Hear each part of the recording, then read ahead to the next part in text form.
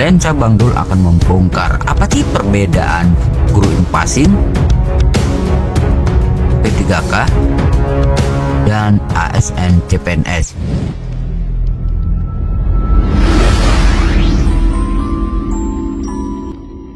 Assalamualaikum warahmatullahi wabarakatuh. Selamat siang dan salam sejahtera untuk kita semuanya.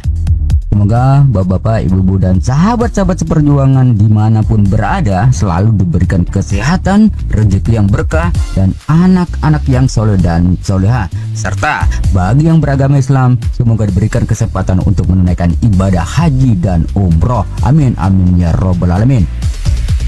Di video kali ini kita akan membahas beberapa topik terkait dengan informasi-informasi yang trending kali ini. Jadi jangan di skip, karena informasi ini sangat penting dan bisa berdampak langsung untuk kita semuanya.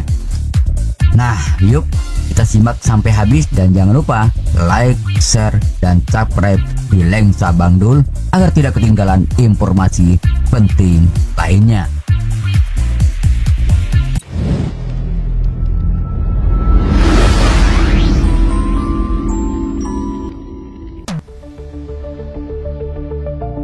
Baiklah bapak-bapak, ibu-ibu, dan teman-teman seperjuangan semuanya, kali ini di Lensa Bang Dul akan membongkar apa sih perbedaan guru Inpassing,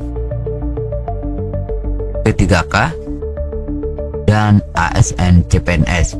Nah, langkah baiknya memang kita wajib tahu apa sih ketiga perbedaan tersebut, guru Inpassing, P3K, dan ASN CPNS tersebut. Nah, bapak-bapak, ibu-ibu, dan teman-teman seperjuangan semuanya, sebagaimana kita ketahui bersama ya, dalam dunia pendidikan Indonesia, status kepegawaian guru sangat menentukan hak dan kewajiban serta jenjang karirnya. Jadi tiga istilah yang sering terdengar adalah guru Inpassing, P3K, dan ASN CPNS. Sayangnya ya teman-teman semuanya, teman-teman seperjuangan semua, masih banyak guru yang belum memahami ya secara utuh perbedaan di antara ketiganya. Baiklah, kali ini Lensa Bang Dul akan membongkar secara tuntas ketiganya berdasarkan peraturan, sekali lagi berdasarkan peraturan resmi dari pemerintah, sehingga kita bisa menentukan jalur karir pendidik yang paling tepat untuk kita.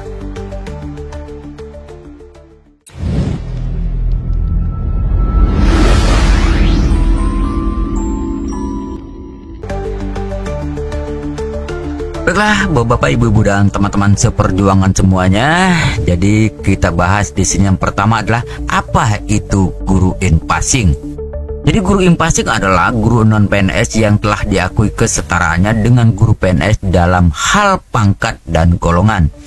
Jadi melalui proses penyetaraan jabatan fungsional, namun statusnya tetap bukan ASN. Sekali lagi, statusnya tetap bukan ASN. Nah, di sini nih yang perlu kita ketahui bersama ya, bapak-bapak, ibu-ibu, dan teman-teman seperjuangan semuanya ya. Nah, ciri-ciri guru Inpassing tuh yang bagaimana? Nah, guru Inpassing tuh ciri-cirinya pertama di sini adalah guru honorer yang mengajar di sekolah negeri ataupun swasta. Jadi statusnya adalah guru honorer yang mengajar di sekolah negeri ataupun swasta. Yang berikutnya adalah tidak memiliki NIP. Jadi tidak memiliki NIP. Yang ketiga, mendapatkan SK Inpassing dari Kemendikbud. Nah, kalau dari Kemenak ada, ya Kemenak sama juga, pasti mendapatkan juga SK Inpassing jika sudah Inpassing. Dan yang berikutnya adalah bisa menerima tunjangan profesi guru TPG setelah sertifikasi.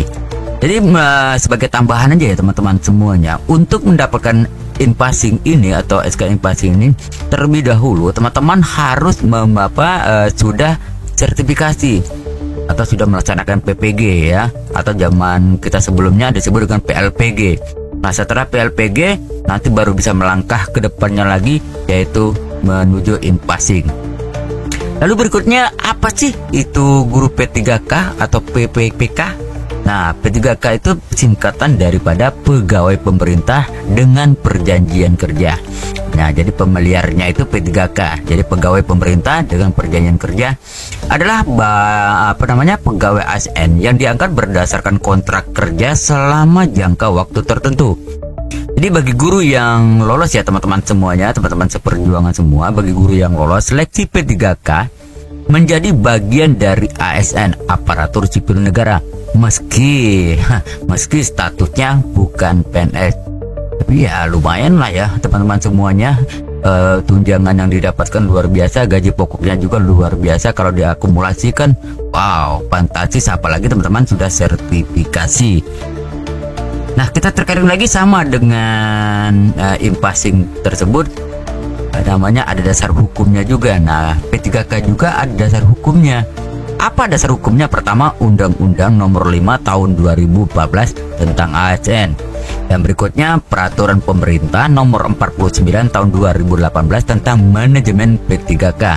Dan selanjutnya lagi dari Permen Pan RB Nomor 14 Tahun 2023 tentang pengadaan ASN. Jadi ini dasar hukum daripada P3K tersebut. Jadi begitu kuat ya teman-teman semuanya. Nah, sama juga dengan impasing punya ciri-ciri khusus. Ciri-ciri guru P3K itu yang apa-apa saja. Nah, beda ya dengan impasing. Pertama, mendapatkan NIP P3K. Ada NIP P3K. Jadi biar beda dengan NIP ASN PNS ya, tapi ini NIP P3K. Berikutnya masa kerjanya berdasarkan kontrak. Ini berdasarkan kontrak biasanya 5 tahun, lalu bisa diperpanjang. Tergantung prestasi, tergantung daripada penilaian daripada kepala sekolah di tempat teman-teman semua dinas atau teman-teman semua melakukan pekerjaan tersebut. Berikutnya mendapatkan gaji, tunjangan dan jaminan sosial seperti PNS. Jadi dapat juga ya teman-teman semuanya seperti itu. Kemudian bisa diangkat menjadi pejabat struktural terbatas. Nah, bisa sama juga kurang lebih dengan PNS ya.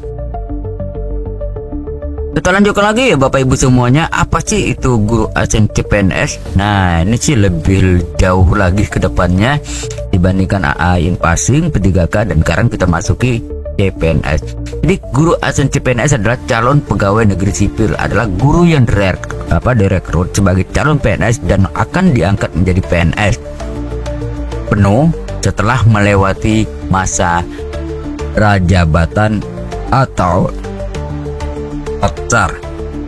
Nah, sama aja dengan yang di atas, ada dasar hukumnya. Dan dasar hukumnya adalah Undang-Undang Nomor 5 Tahun 2014 tentang ASN. Kemudian ada Peraturan Pemerintah Nomor 11 Tahun 2017 tentang manajemen PNS.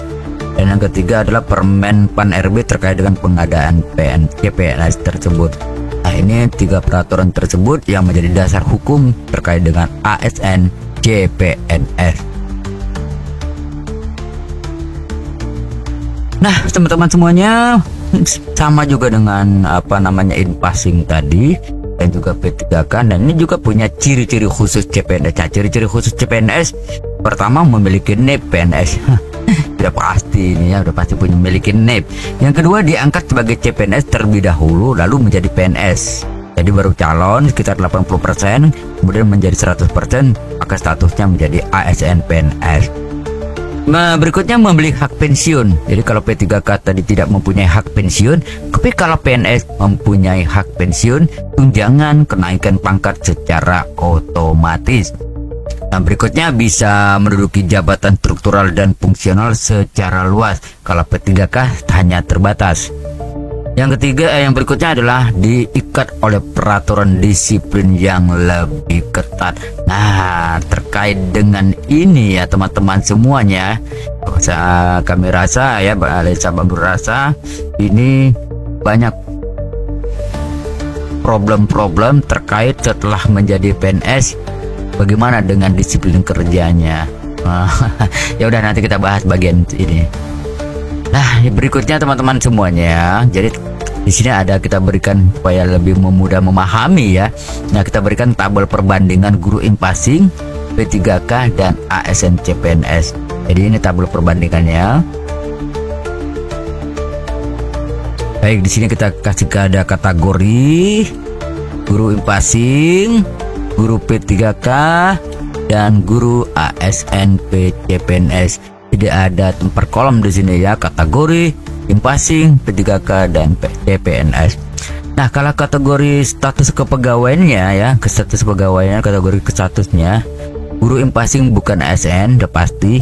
Guru P3K ASN non PNS, jadi ASN tapi dia non PNS yang bukan pegawai negeri sipil. Bahasa kita apa ya, mungkin semi ya. Yang berikutnya guru SMP CPNS udah pasti ASN PNS, berarti PNS penuh. Nah, dasar hukumnya kalau guru IMPASing tersebut dari Permendikbud, guru P3K berdasarkan Undang-Undang ASN dan P3K, Peraturan Pemerintah P3K, dan ASN CPNS itu Undang-Undang ASN dan PNS, Peraturan Pemerintah terkait dengan PNS. NIP, bagaimana dengan guru IMPASing? Ya, guru IMPASing jelas tidak ada di sini. Guru P3K ada NIP P3K namanya ya, ada NIP P3K. Sedangkan guru ASN dan CPNS itu ada NIP CPNS-nya.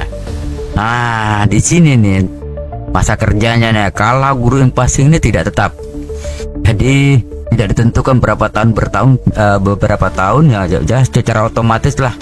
Kalau seandainya masih mampu untuk bekerja, dia terus berjalan kalau lihat dari tabel seperti ini. Lain sebaliknya dengan guru P3K, dia ada masa kontraknya.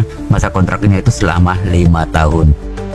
Nah, sementara guru ASN PNS dimulai mendapatkan SK PNS tersebut sampailah beliau pensiun, sampai mereka pensiun, sampai teman-teman perjuangan semua pensiun.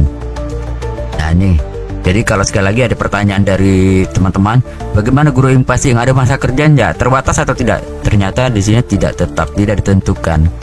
Nah, hanya bisa ditentukan tuh guru P3K dan PNS.